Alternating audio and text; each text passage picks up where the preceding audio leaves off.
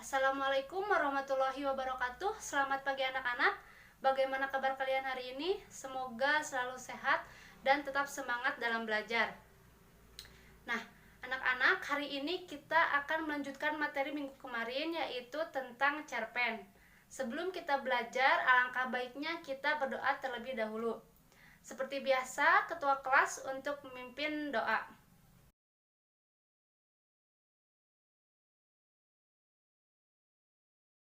Baik anak-anak, hari ini kita akan melanjutkan materi tentang cerpen. Minggu kemarin kita sudah belajar tentang pengertian cerpen, unsur cerpen, dan nilai-nilai apa saja yang terkandung dalam cerpen. Hari ini kita akan belajar untuk mendemonstrasikan nilai-nilai kehidupan yang terdapat di dalam cerpen. Setelah kalian mempelajari materi ini, diharapkan kalian mampu untuk menentukan nilai-nilai kehidupan dalam cerpen dan kalian mampu menjelaskan atau mempresentasikan nilai-nilai kehidupan yang terdapat di dalam cerpen seperti itu. Dan jangan lupa kalian untuk mengisi daftar hadir di Google Classroom ya.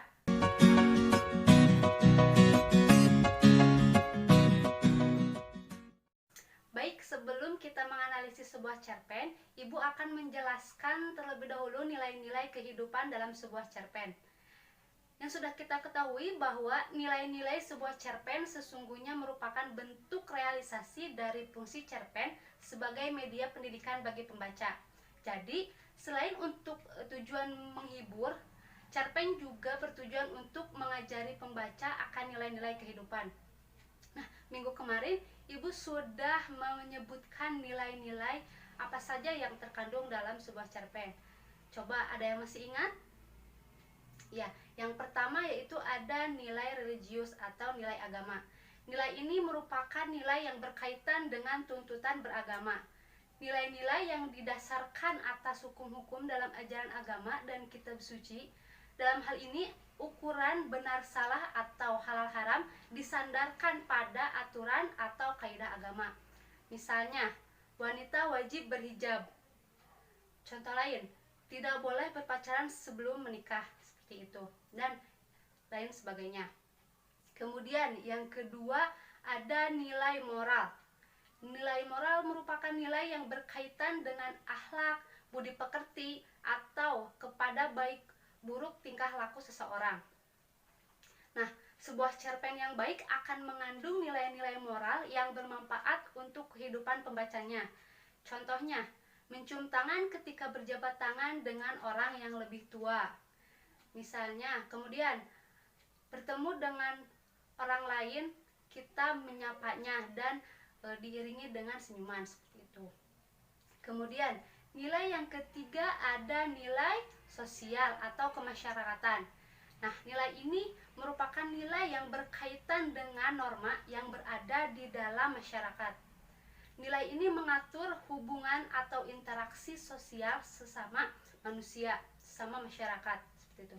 Contohnya, tidak baik wanita keluar malam-malam, atau kita melanggar aturan yang ada di dalam masyarakat tersebut, seperti itu. Kemudian yang keempat ada nilai pendidikan.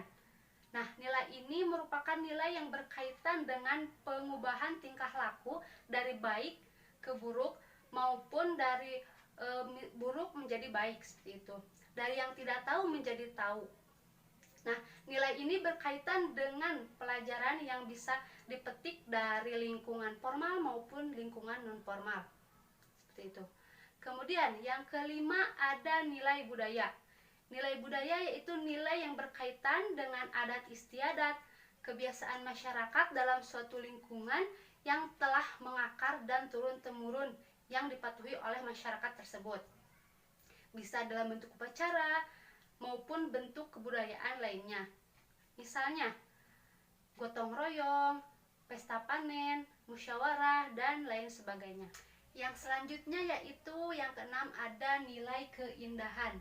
Nah, nilai ini yang berkaitan dengan hal-hal yang menarik atau menyenangkan, baik itu keindahan bahasa, keistimewaan tokoh, penyampaian cerita, dan alur cerita. Misalnya, penggunaan diksi dalam penggunaan objek tertentu. Kemudian yang ketujuh ada nilai etika. Nilai ini merupakan nilai yang berkaitan dengan sopan santun dalam kehidupan, seperti antara anak dengan orang tua, adik dengan kakak, atau sopan santun dengan orang lain. Nilai ini masih berhubungan dengan nilai moral yang tadi ya. Kemudian yang selanjutnya ada nilai politis. Nilai ini merupakan nilai yang berkaitan dengan permasalahan politik atau pemerintah. Nah, nilai-nilai politik umumnya muncul sebagai kritik membangun atau koreksi terhadap jalannya pemerintah dari upaya penyampaian aspirasi masyarakat, seperti unjuk rasa atau aksi damai, dialog dan berembuk dengan pemerintah. Selanjutnya yaitu ada nilai ekonomi. Nilai ekonomi ini nilai yang berhubungan dengan pemenuhan kebutuhan manusia, baik itu dari segi produksi maupun konsumsi. Misalnya, seseorang mempunyai harta yang melimpah namun dia membiarkan orang lain mengambilnya, sementara dia membiarkan dirinya melarat hingga anak cucunya teraniaya.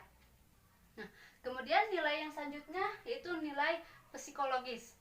Nah, nilai ini nilai yang berhubungan dengan perasaan atau kejiwaan manusia, seperti bahagia, sedih, terharu, marah, dan lain sebagainya.